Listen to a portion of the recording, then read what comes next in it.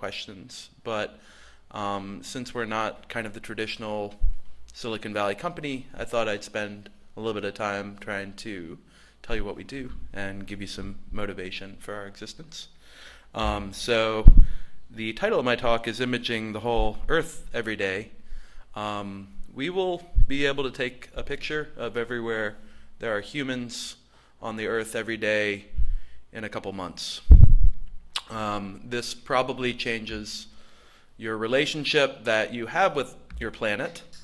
And we take this responsibility very seriously, but it's also kind of a cool, positive thing so that all of you will have access to a time machine where you can look at the changing status of your whole world. So I'm going to get into my little bit of this, but for now I'm going to talk a little bit about what that really means and who our partners are. So most of what people use PlanetLabs for now fits into one of these little boxes. We do scientific imaging where we'll collect near IR data from across the world so that we can remotely sense chlorophyll levels in plants to help people more effectively deploy fertilizer. We do a lot of emergency response. We provided free data to the Nepal disaster. We provided free data for the Indonesia disaster. And we get some support from NGOs, but I always like to bring this up as something that we do because I think it's core to the culture of PlanetLabs that we are here to try to help the Earth, trying to help everyone here on planet Earth. I don't know if you guys remember that famous photo when people first saw the Earth and realized we were kind of all in this together. I think that when you're in the space industry, that becomes very prominent in your thinking. So to image the entire world, we do need to launch hundreds of satellites. So the individual satellite itself may not be as high resolution data as you're used to. I kind of look at this as a good thing. I'm not necessarily sure I like the idea of people reading my newspaper over my shoulder. But it's important to us that we have resolution sufficient for our humanitarian and agricultural and construction goals. I don't know how much you guys know about this stuff, and these are the immediate revisiting rates that we're expecting this year. Although I think we should get to daily by Q4, or somewhere between Q4 and Q3. But yeah, we actually manufacture the satellites in San Francisco. We don't build the solar panels, but we do assemble the satellites and do a lot of the pick and place and construction in San Francisco. It's probably not the type of satellites you're used to. So our satellites are actually off-the-shelf parts. So we run Linux. We have Python in space. Soon we'll have Rust in space. We've crashed more satellites than anyone else has ever launched. So this is what it takes to image the whole world every day. I think that satellite number is a little low. But we keep our altitudes at sun synchronous, so 475 kilometers is not very high up. I guess it's like LA to San Francisco, smaller.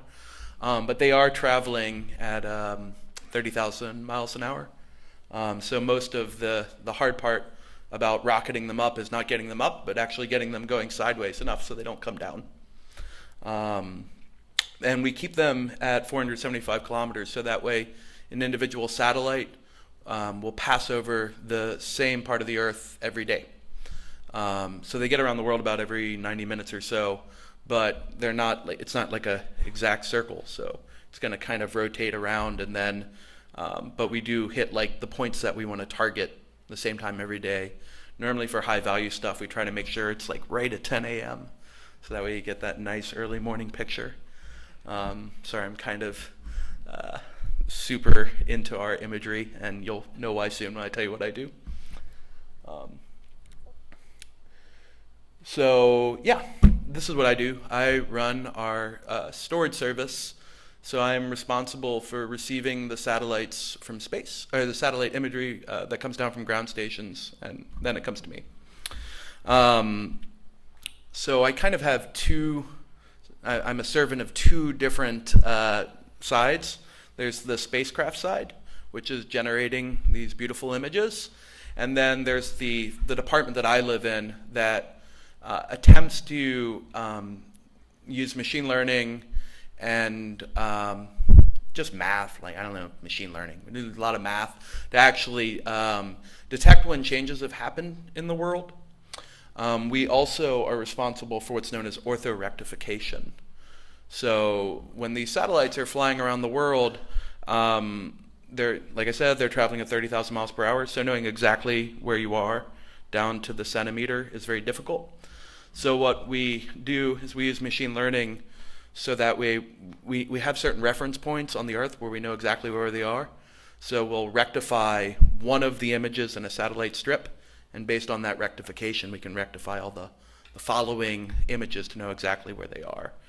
But more and more, I'm moving less from serving the spacecraft side, where they can kind of put their images in and just kind of scales, and which amazes them, and more on the kind of data science-y side. And oh yeah, it's not supposed to say come join me, so ignore that part of the slide for a second. Yeah, I'm right now we have tens of petabytes of data. We'll be at image mission 1 rates. We'll be collecting billions of scenes a year. So it turns out storing billions of high quality images is pretty easy. S3 actually makes that totally doable. What's harder is having a database which stores information on billions of things, especially in the cloud, also known as the world of very small computers. So I want to talk a little bit about how we did this. I recently got a new person on my team, and I made her draw this image. She'll be watching this video, so Nika drew that image. And this is basically the architecture of how we do things. Before, when I came along, we kind of just had this storage system, and they put stuff into storage, and they were like, oh, hey, this doesn't scale, why not? And I think like no one had really kind of decomposed what it means to just be like the storage service. But mostly, like, what I do is two things. We have a catalog of all the images that we collect. So I'm going to walk away from the mic and point for a second. So that's really this stuff, the SC storage catalog. And that's just a bunch of webheads attached to Postgres. Nothing too fancy there. The row sizes are like 200 bytes. About 100 bytes of that is the Postgres geometry. I don't know if you guys have ever used Postgres before, but people used to use Oracle for GIS stuff, but it's becoming more and more the standard. Those rows used to be about 100 kilobytes. So all of you in your head can think 100 kilobytes times a billion is 100 terabytes. You don't put 100 terabytes and you already be a mess. So the first thing I did was split out that metadata. So we moved all of the metadata or descriptions about those images into this extended metadata system. Right now, we can kind of scale that with super sharded MySQL. Probably going to have to figure out something that scales better than that as we get past the tens of terabytes of metadata. But once the scene is ingested, we put it out of Kinesis, and then that actually gets streamed into StreamSets. In production, we're running their last release version, but I'm happy to report that I pushed a devel Docker to our staging infra, so it works. Thank you very much.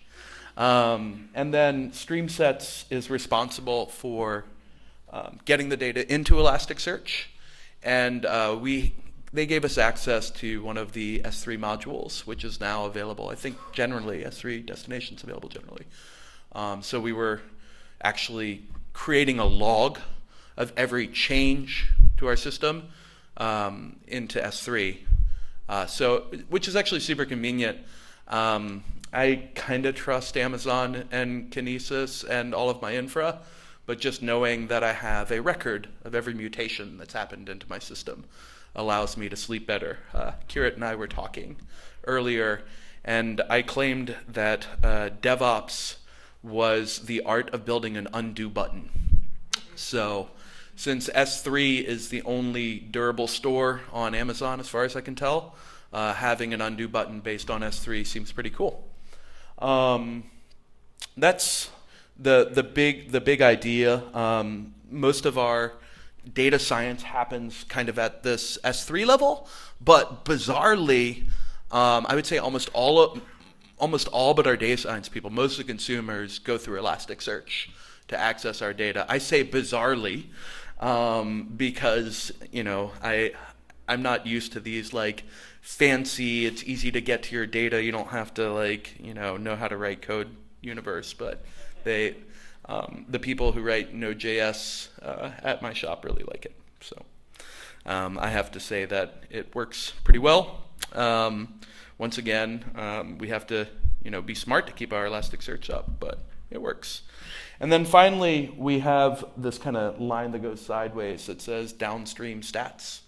So this is kind of hand-rolled state machine style programming.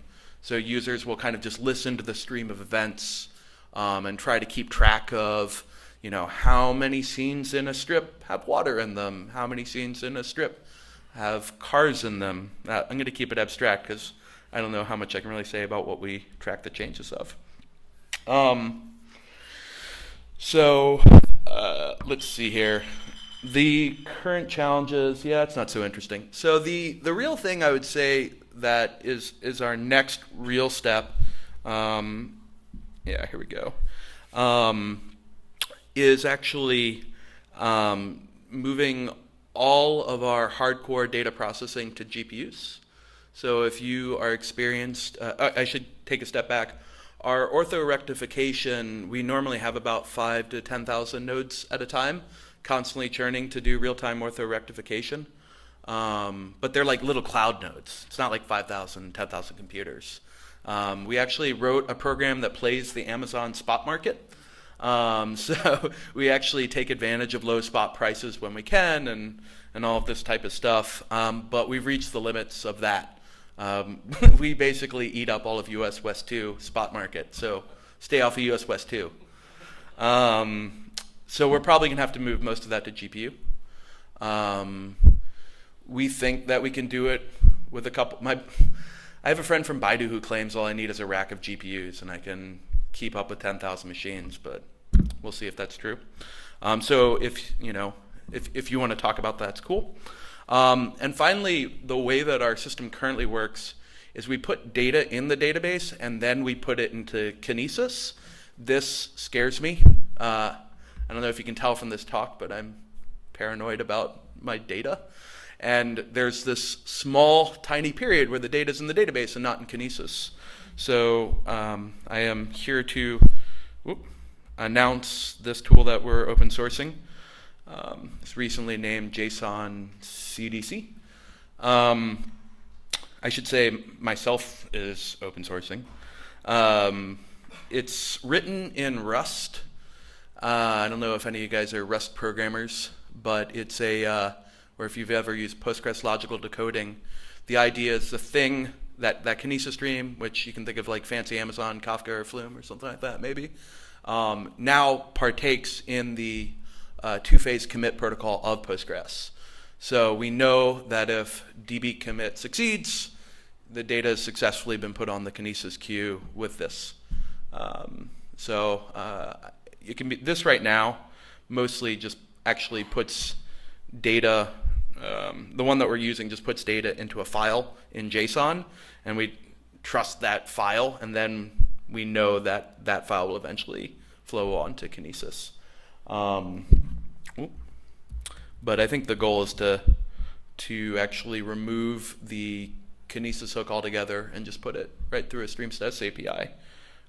So that way you could actually imagine having an ETL tool like Streamsets, which is partaking in the two-phase commit of Postgres, so it could be consistent, and with certain in-order guarantees, you can guarantee in-order processing. So check that out. I guess someone will link to that. So the other thing is we do intend on open sourcing all of our code. There's still some legal issues with us open sourcing the code that runs on satellites. So write your congressman about that. But everything else we intend to open source over the next year or so. We write a lot of code, but funnily we're an aerospace company and we want to give back, and I don't think that my little Python or my little Rust code is going to keep people from competing with us. So finally I wanted to leave you with kind of a notion of what's available today. So you can play with your own PlanetLabs data. We've opened up access to all our data in California. So you can access all of this imagery for free. So as I said, the data comes in this unrectified way. We create scenes and mosaics out of those scenes after it's been rectified. The orthorectification that I told you about is automatic, but the mosaicing, or creating these large mosaics like you see in Google Maps, that is still usually manual for most companies. We have some manual process. I should say rectification is, I think we're the only people who do automatic rectification. It's still considered impossible. But we do automatic rectification, and the mosaicing processes built off of it are mostly automatic now, but there is some manual input. And all of that data, including I think our near IR, I don't know yet, is available through our API. So you can kind of explore our data with you would Google Maps style with a Mosaics Explorer. There's also this Scenes Explorer tool, which I've never seen anyone else make, and it's kind of like the time machine for an area of the world. You can see how the world changes over time and see the different bands. And then we do have an open API. I think our goal is hopefully GIS companies or people who need geodata can use this to power their applications. Once again, a plug to come work with me at PlanetLabs. I think we made the deal that Arvin gets the Java people and I get the Python people. All right, cool. Any questions? What's the business case? How do we make money? So the imaging business is a multi-billion-dollar business. There are a lot of public companies in that biz. We mostly compete in the agricultural space with near IR scientific data, and also we do some work with some hedge fund folk. There's probably also some people who do mapping who might use our data or something. And in general, it's kind of the whole gambit. We're not going to give all of our data away for free, if that's the question. Have you guys considered using Elastic as your master instead of Aurora? Oh, yeah. So the actual storage source. Yeah, so I think that is actually going to end up being S3. We're reaching the limits of shard MySQL. That's an interesting question. In my world, Lucene, I've never used Lucene Index as my primary store. I always have some other place that I put them, and then I have the ability to recreate and re-snapshot Elasticsearch really quickly. I'm pretty sure, yep, every part of that infrastructure has been destroyed before. So the only part that still stands is S3, and we're only one hacker away from losing that. So for us, we really our big notion of Elasticsearch is the snapshot and restore model, and we actually don't even resize live clusters or anything like that. We just boot up whole new clusters and load the data in, stream the data to both of them, and turn off the old ones. So we're probably a little bit paranoid about it, but the problem is if we had the capability to validate our databases were in a correct state, we probably might do it differently. But that's how we currently do that. The real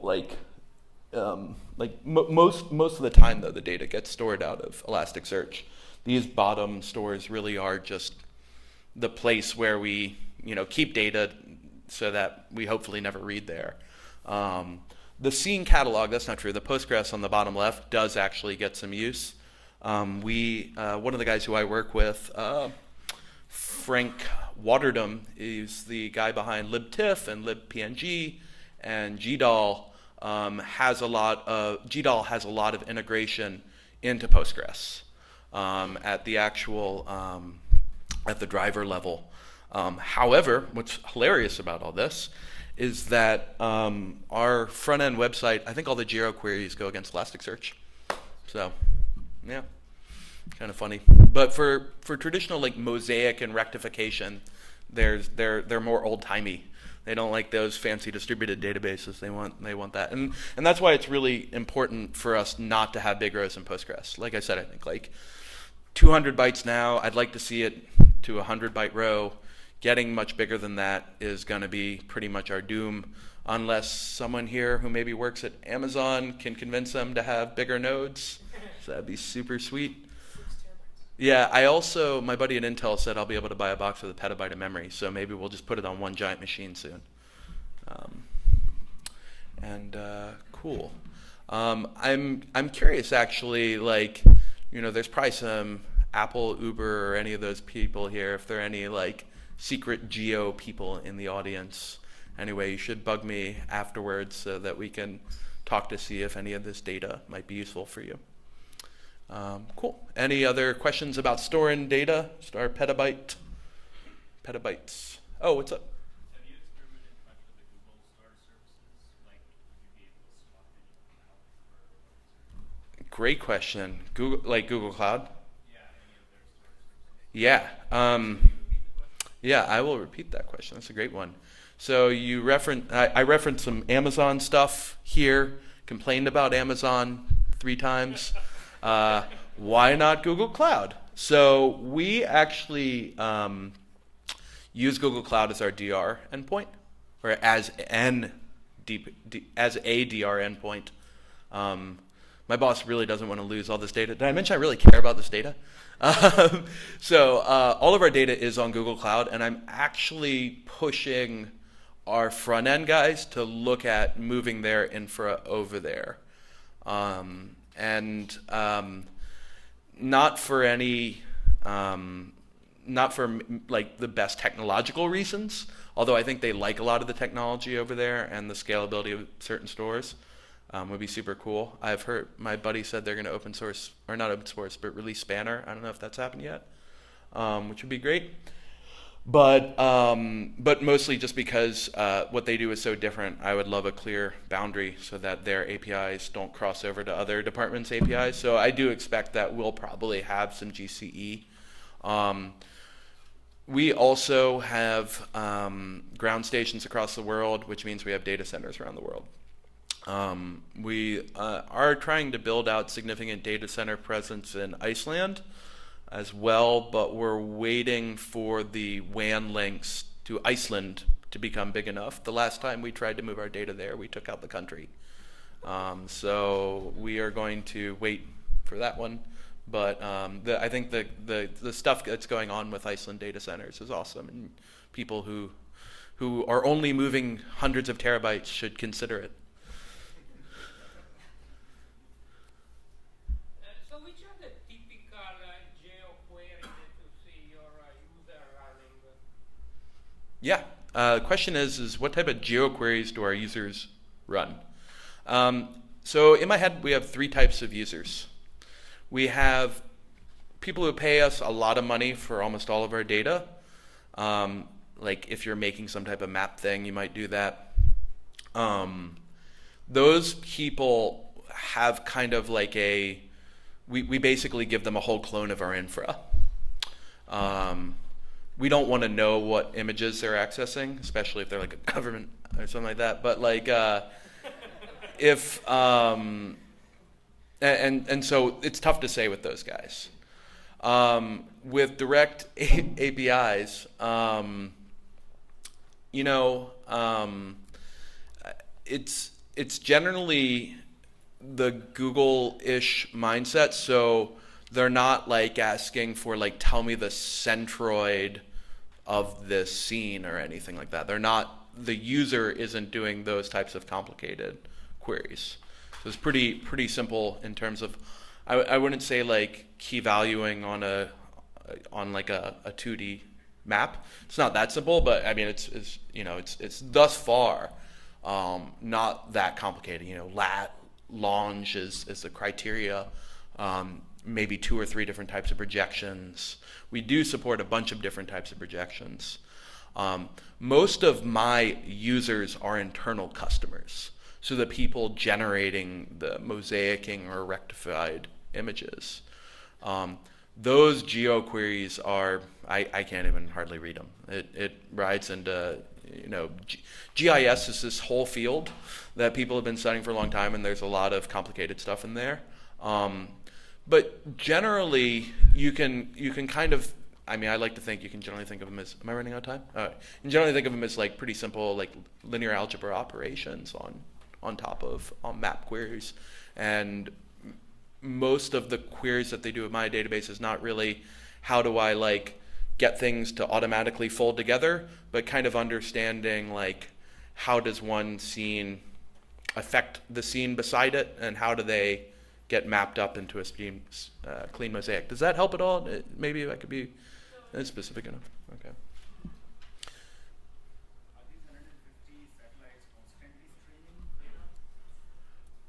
data? So they are not always connected, and we're not up to that many in the sky right now, I think. So they only have 30 ground stations that they can talk to.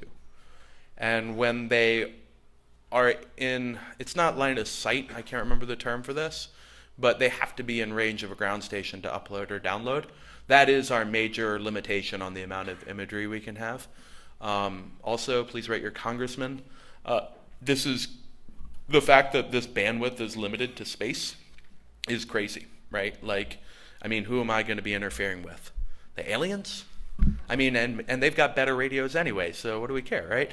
Like, but so yeah, we are currently limited on the capability of, or the number of ground stations and the physics of RF. I think that we nonetheless will be able to improve our data rates, hopefully by an order of magnitude or so. I would like to see our data to be fully uncompressed.